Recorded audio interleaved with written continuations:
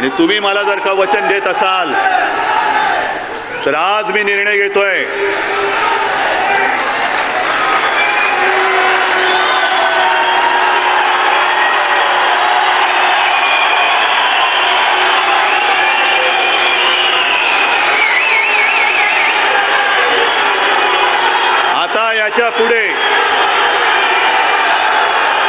याच्या पुढे भविष्यामध्ये शिवसेना एकटी महाराष्ट्रावरती भगवा फडकवेल.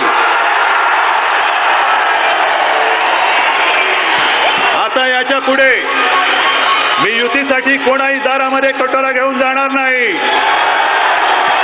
जे काही असेल ते माझं भगव्याचं, माझ्या शिवसैनिकाचं आणि माझ्या शिवसेना प्रमुखांचं असेल, एकट्याचं असेल. मला कोणाच्या भिकेवरती मी राहणार नाही.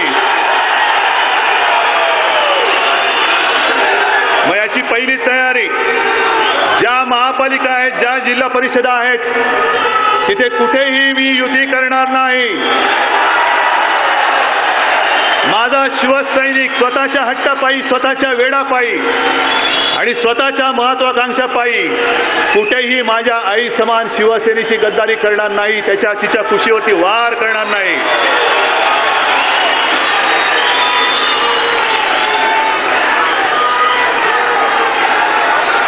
बस आता याच्या पुढे लढाई सुरू झालेली आहे. मला आता वेळ नाही, मला थांबता येणार नाही.